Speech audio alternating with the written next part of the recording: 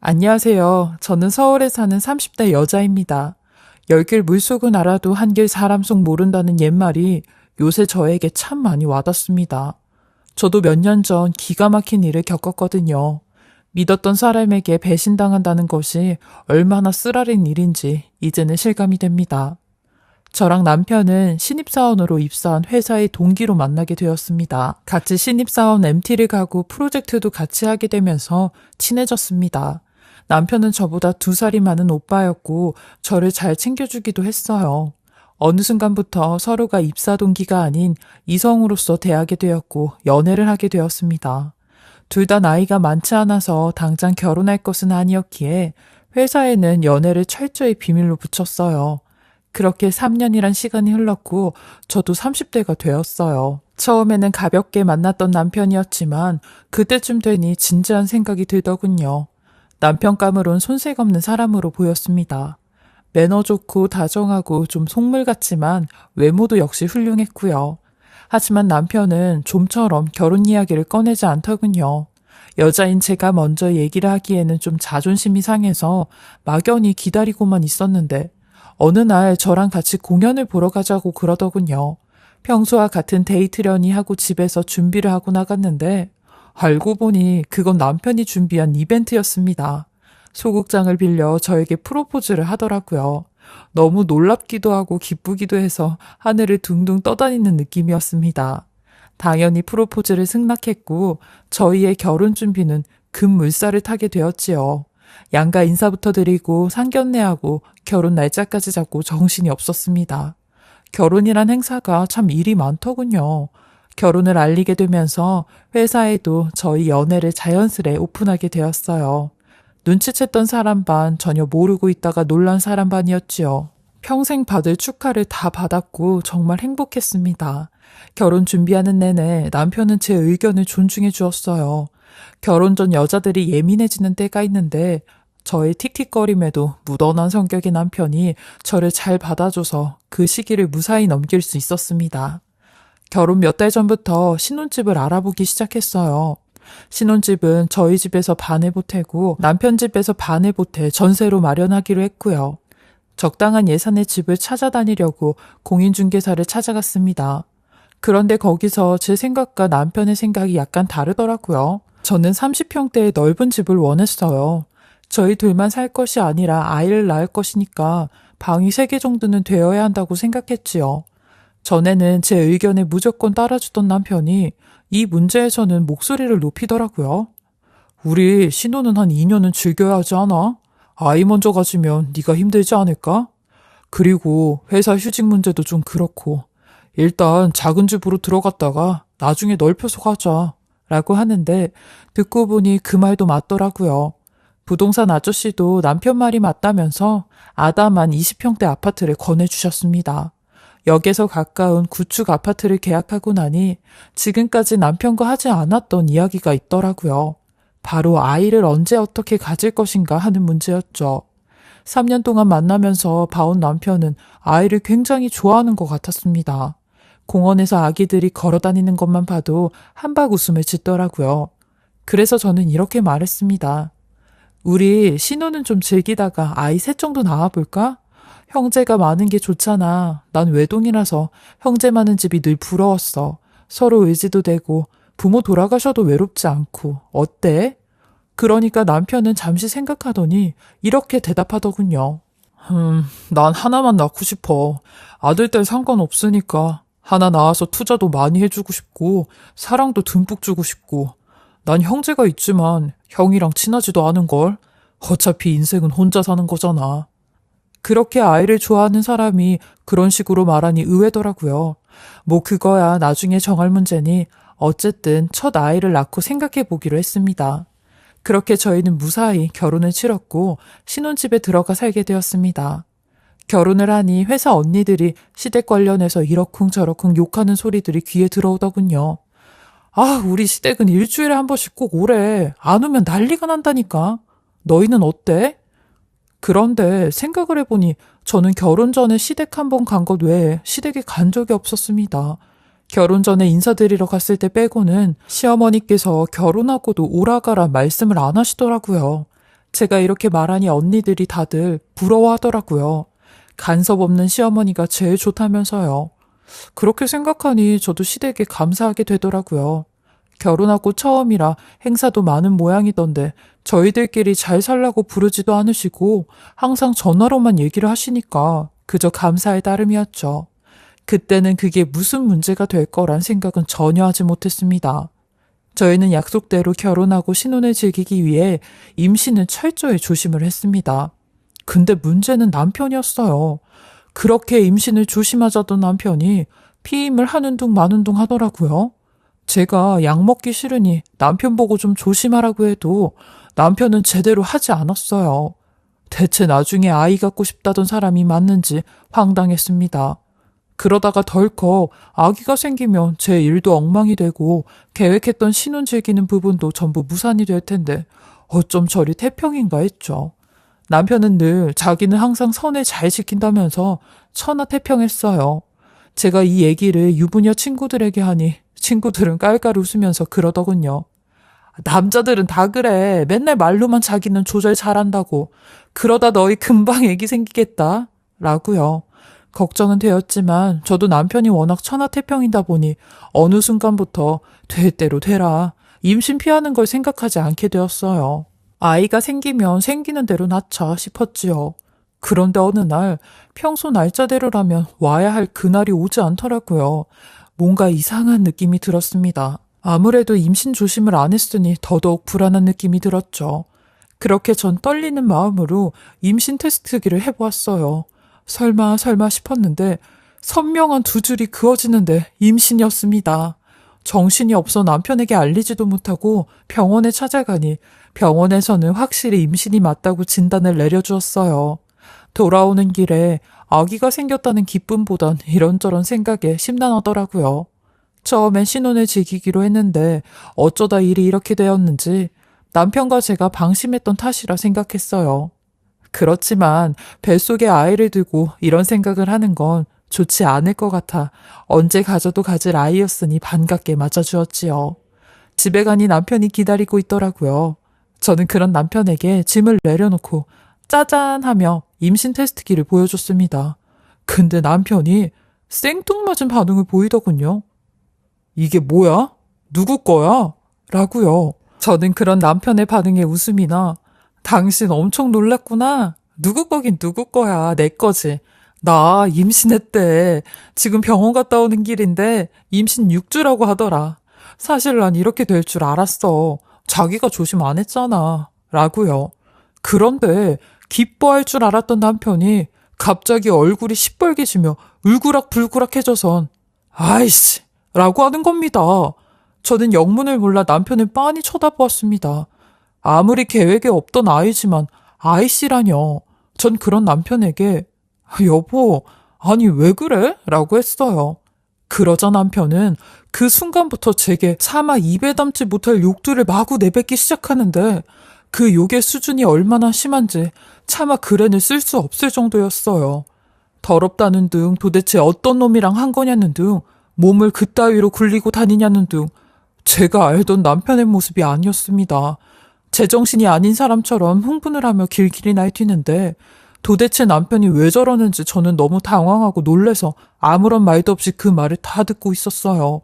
그러곤 제게 야, 이 XX야. 네 뱃속에 있는 애 내 애 아니잖아. 라는 겁니다. 저는 그 말을 듣자마자 말문이 막혀 뭐? 당신 미쳤어? 뭐 잘못 먹었어? 내 뱃속에 있는 애가 당신 애가 아니면 누구 앤데? 지금 무슨 소리 하는 거야? 라며 저도 같이 날뛰었죠. 그러니 남편이 절 딱 잡곤 나 돌아버리기 전에 좋은 말 할 때 빨리 털어놔라.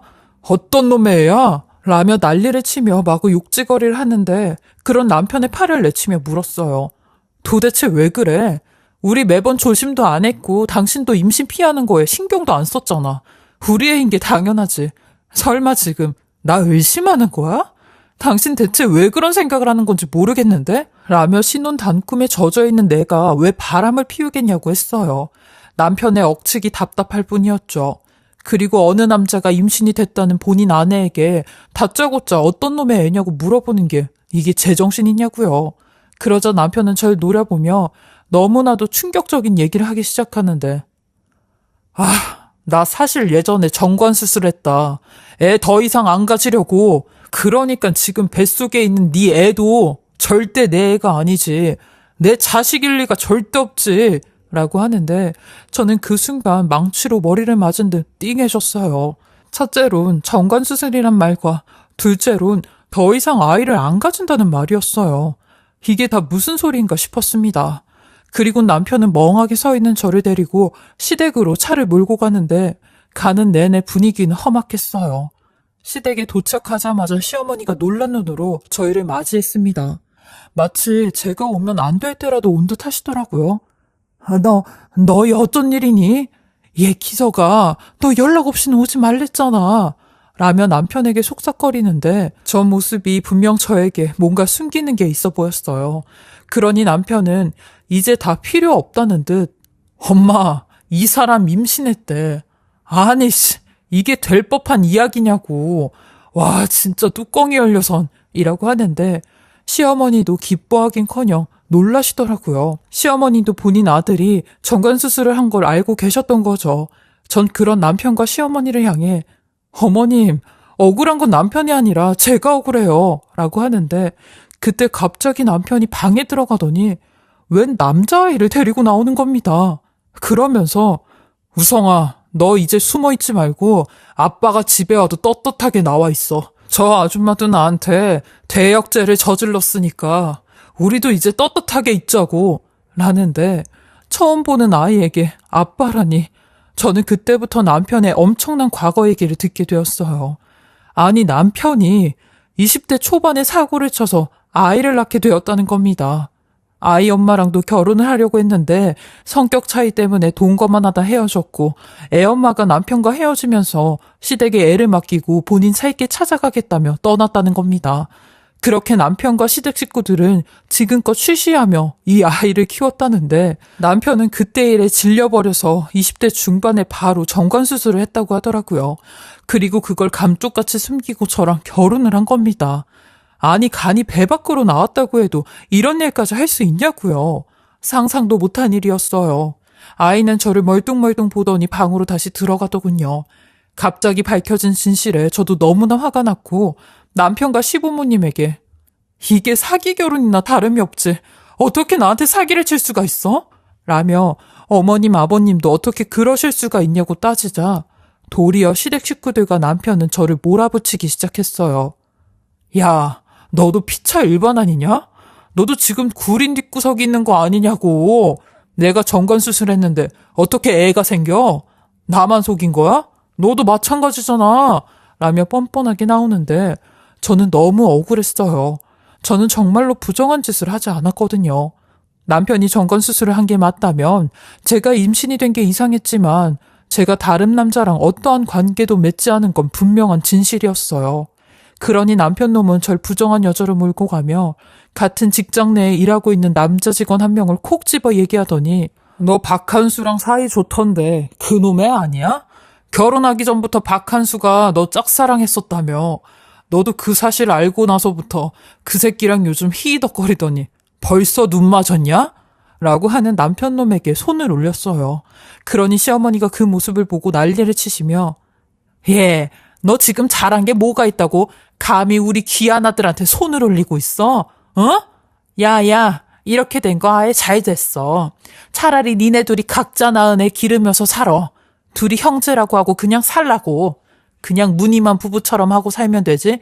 그렇게 사는 부부가 얼마나 많은데. 또 이혼하고 가족관계에 주운 곳이 긋는 것보단 낫지.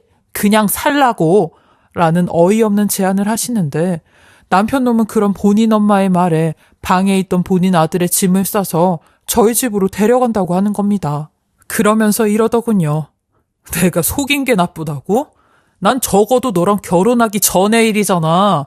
우리 관계에는 아무 지장도 없었잖아. 너는 지금 현재의 부정한 짓거리를 하고 다녔으니 이게 더 무거운 죄 아니냐? 오늘 이후부터 각자 낳은 애 키우면서 살자고. 라는데 정말 기가 막히더군요. 이게 대체 무슨 논리인지 저는 그 자리에서 인정할 수 없다며 당신 비뇨기과 다시 가보라고 했어요. 분명히 수술한 게 잘못되었거나 풀렸을 수도 있다고 했죠. 그러니 그럴 일은 절대 없다고, 병원에서 그런 일이 있으면 다 소문이나 말도 안 되는 추측이라고 했다네요. 그러니 병원에 갈 필요도 없다는데 그 자리에 있다간 저만 정신이 이상해질 것 같아 결국 친정으로 짐 싸들고 들어갔어요. 남편 놈과 도저히 같은 집에서 살 수가 없겠더라고요. 일단 그 아이 문제도 너무 복잡했고 뱃속의 아이가 자기 애가 아니라며 절 불륜녀 취급하는 막말을 견디기 힘들었습니다. 친정 부모님은 무조건 제 얘기를 믿어주셨어요. 그리고 네가 진짜 떳떳하고 뱃속에 이 아이를 낳을 생각이라면 남편놈과 시부모가 한 모든 증거들을 하나 두 개씩 모으라고 하셨어요. 아기가 태어나면 바로 친자검사에서 친자로 판정이 나면 소송을 걸자고요. 그 말에 저도 하나 두 개씩 증거를 모으기 시작했고 증거는 차고 넘치게 모일 수 있었어요. 매일같이 저한테 하는 폭언과 막말, 그리고 남편놈이 결혼 전 제게 한 사기 행각들까지 말이죠. 날이 갈수록 배는 점점 더 불러오고 저는 그럴 때마다 제 배를 쓰다듬으며 당당하게 나와서 친자검사 받아서 이것들을 싹 다 뒤집어 엎어버릴 다짐을 하고 있었어요. 남편은 술만 마시면 저희 집에 찾아와서 저희 부모님에게 딸을 어떻게 키운 거냐며 행패를 부리고 차마 입에 담지 못할 말까지 짓거려댔어요. 자기 이혼 경력, 자기 자식 있는 거 다 드러났다 이거죠. 이제 눈에 뵈는 게 없는 모양이었어요. 그리고 드디어 10개월이란 시간이 흐르고 기다리고 기다렸던 아기가 태어났습니다. 아기가 태어나는 순간 감격보다는 미안함과 안쓰러움이 먼저 들었어요. 제 품 안에 있으면서 얼마나 힘들었을까 싶은 생각에 눈물이 펑펑 쏟아지더라고요. 당연히 남편놈은 지 자식이 아니라며 아이를 보러 오지도 않았어요. 근데 시부모님이 오셨더라고요.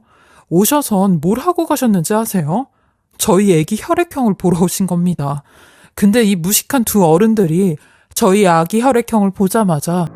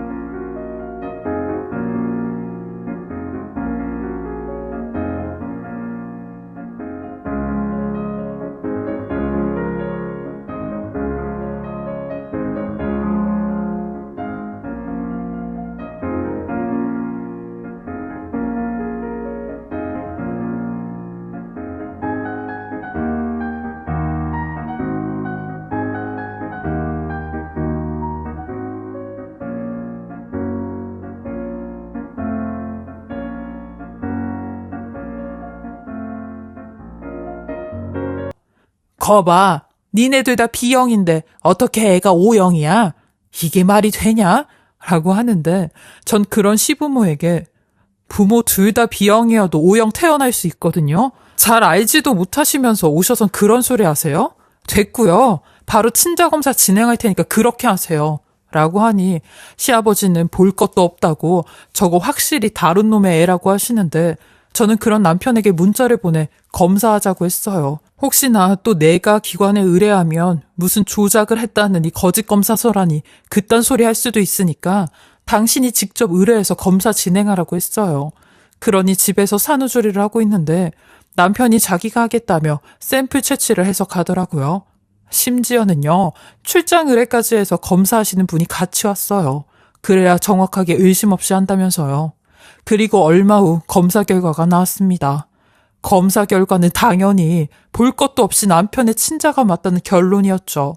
저랑 저희 부모님 그리고 시부모님까지 검사 결과가 오는 날에 맞춰 집에서 기다리고 있었는데 남편 놈은 그 검사 결과를 보곤 얼굴이 새하얗게 질려서 검사 종이까지 놓치고 말았고 그걸 본 시부모님도 이제 어떡하냐며 손을 벌벌 떨기 시작하는데 남편 놈은 그때서야 제 앞에 와선 엉엉거리며 울고 빌기 시작했어요. 임신 기간 동안 저를 얼마나 괴롭혔는지 모릅니다. 저한테 별의별 욕을 다 하던 사람이 이제 와서 자기 자식이었다며 대역죄를 저질렀다고 제발 용서해달라고 하는데 그 모습에 저희 아빠는 남편 놈의 멱살을 잡았고 저희 엄마는 시어머니에게 삿대질을 하며 인간 같지도 않은 사람들이라고 거품을 부셨어요. 저는 울고 있는 아기를 품에 안고 꺼꺼거리며 오열을 했죠.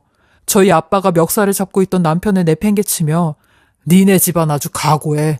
그동안 내 딸이 우리 손자가 겪은 수모 똑같이 아니 몇천 배로 갚아줄 테니까 라고 소리를 치시며 절 데리고 나오셨어요.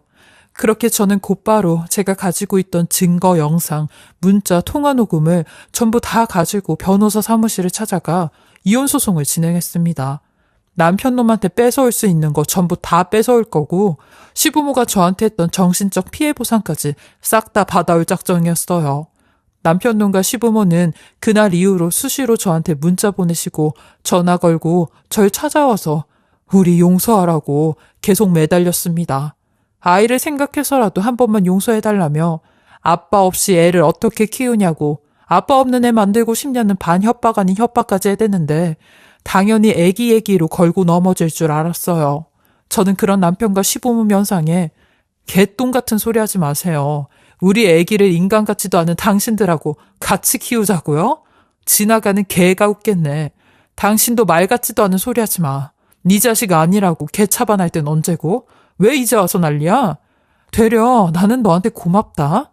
너랑 니네 부모가 이렇게 개쓰레기 인성을 가지고 있고 네 더러운 과거까지 알게 됐으니 얼마나 고마워. 내 인생 구제해줘서. 라며 두 번 다시 찾아오면 그땐 바로 법원에 접근 금지 신청할 거라고 했어요. 나는 시시하게 경찰 부르고 이딴 거 안 한다고 했죠. 그렇게 저는 1년 조금 안 되는 이혼 소송을 거쳐 남편 놈과 이혼을 하게 되었어요. 이혼하는 과정에서도 얼마나 지저분하게 매달리는지 이곳에 이야기하려면 1박 2일은 걸릴 것 같아 이 정도로만 써요. 그리고 또 한 가지 남편 놈 인생 완전히 망치게 하려고 일부러 회사에 전부 다 소문냈어요. 완전 개쓰레기 짓 하고 다닌 과거와 저에게 했던 모든 것들을요.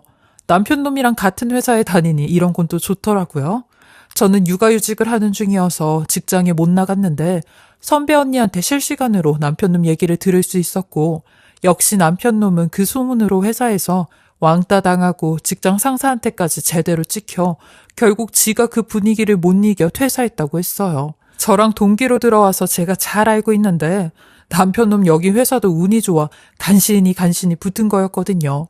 아마 그 나이 먹고 경력도 없고 학벌도 짧고 능력도 없어서 취직하기도 힘들 거예요. 그렇게 저는 마지막까지 통쾌하게 남편 놈 날려차기로 인생 곤두박질 치게 하였어요. 지금은 이혼한 지 2년 정도 되어 가는데요. 남편 놈 매달 연락 와선 지 애까지 키우느라 양육비 보내는 게 힘들다며 한 번만 봐달라고 할 때가 많은데 그럴 때마다 또 한 번 개망신 당하고 싶지 않으면 양육비 제대로 보내라고 하고 있어요.